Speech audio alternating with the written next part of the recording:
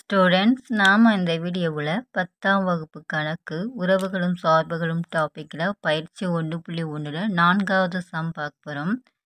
சம்மு நம்மளுக்கு என்ன கொடுத்துருக்காங்க அப்படின்னா, A set 5,6, B set 4,5,6, C 5,6,7 எனில் A cross A, B cross B intersection C cross C என காட்டுக அப்படின்னு சொல்லிட்டாங்க. ஓகேவா?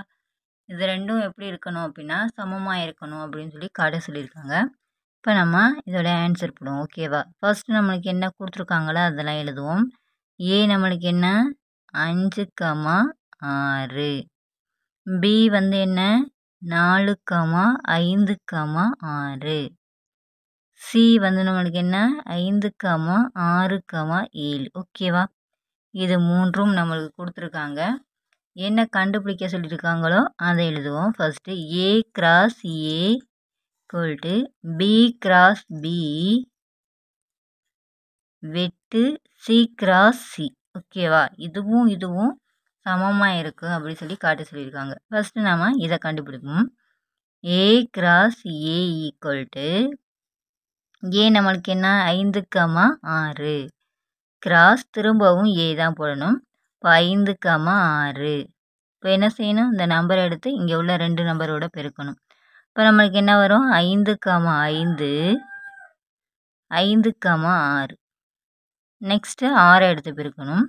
இப்போ 6,5, 6,6.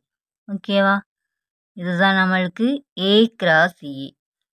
அடுத்து என்ன கண்டுபிடிக்கணும் அப்படின்னா பி கிராஸ் பி. நம்மளுக்கு பி என்ன கொடுத்துருக்காங்க? 4,5,6.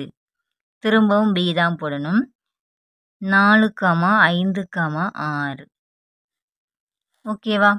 இப்போது 4 எடுத்து இந்த 3 நம்பர் கூடவும் பெருக்கணும். ஓகேவா? இப்போ என்ன வரும்? 4,4, 4,5, 4,6. நெக்ஸ்ட்டு 5 எடுத்து பெருக்கிறோம். 5,4, 5,5, 5,6. அடுத்து 6 எடுத்து பெருக்கிறோம்.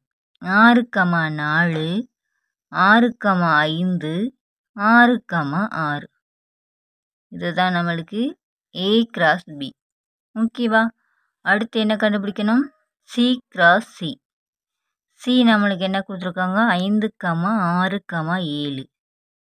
திரும்பவும் சி தான் போடணும். ஸோ 5,6,7. இப்போ 5 எடுத்து இந்த 3 நம்பர் கூடவும் பெருக்கிறோம். அப்போ 5,5, 5,6, 5,7. நெக்ஸ்ட்டு 6,5, 6,6, 6,7. இப்போ 7 எடுத்து பெருக்க போகிறோம். 7,5, 7,6, 7,7. இதுதான் நம்மளுக்கு சி கிராஸ் சி. ஓகேவா? இப்போ நம்ம என்ன கண்டுபிடிக்கணும் அப்படின்னா B cross B intersection C cross C. ஓகேவா? ஃபஸ்ட்டு பி கிராஸ் பி, இது சி கிராஸ் சி. வெட்டு அப்படின்னா ரெண்டுலேயுமே பொதுவாக என்னென்ன இருக்கோ அதை எடுத்து எழுதணும். ஓகேவா? இங்கே 4,4 இருக்குது, இங்கே இருக்கா? இல்லை. 4,5 இங்கே இருக்குது, இங்கே இருக்கான்னு பார்த்தா இல்லை. 4,6 இங்கே இருக்குது, இங்கே இல்லை.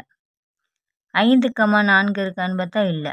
5,5 இங்கேயும் இருக்குது, இங்கேயும் இருக்குது. அப்போது அதை எடுத்து எழுதலாம். ஃபர்ஸ்ட்டு 5,5. நெக்ஸ்ட் 5,6 இங்கேயும் இருக்குது, இங்கேயும் இருக்குது. அப்போ என்ன செய்யலாம்? 5,6 எழுதிக்கலாம். அடுத்து 5,6,4. 6,4 இங்கே இருக்கான்னு பார்த்தா இல்லை. 6,5 இங்கே இருக்குது, இங்கேயும் இருக்குது. அப்போ என்ன செய்யலாம்? 6,5 எழுதிக்கலாம். அடுத்து 6,6 இங்கேயும் இருக்குது, இங்கேயும் இருக்குது, எழுதிக்கலாம். அதுக்கப்புறம் இங்கே நம்பர் இல்லை, அதனால நீங்கள் இங்கேயும் பார்க்க வேணாம். இதோட அவ்வளோதான் இதோட ஆன்சர். இதுதான் என்ன அப்படின்னா B cross B intersection C cross சிக்கு உள்ள ஆன்சர். ஓகேவா? ஸோ இப்போ நம்ம A cross A equal to B cross B intersection C cross C. A cross A நம்ம என்ன கண்டுபிடிச்சி வச்சுருக்கோம்? 5,5, கண்டுபிடிச்சிருக்கோம். ஓகேவா? இங்கே உத்தரம் எழுதுவோம்.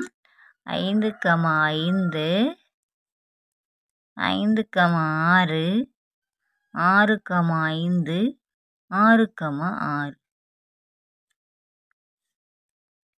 ஈக்குவல் டு இது என்ன கண்டுபிடிச்சிருக்கோம்? 5, 5 5, 6 6, 5 6, 6 இது ரெண்டு சைடும் சமமாக இருக்கான்னு பார்க்க போகிறோம். ஓகேவா? இங்கே 5, 5 இருக்குது, இங்கேயும் இருக்குது. இங்கே 5, 6 இருக்குது, இங்கேயும் இருக்குது. 6, 5 இங்கேயும் இருக்குது. 6, 6 இங்கேயும் இருக்குது. அப்போ ரெண்டும் எப்படி இருக்குது? சமமாக இருக்குது. ஓகேவா? அப்போ ஆன்சர் என்ன எழுதணும்? A cross A equal to B cross B intersection C cross C என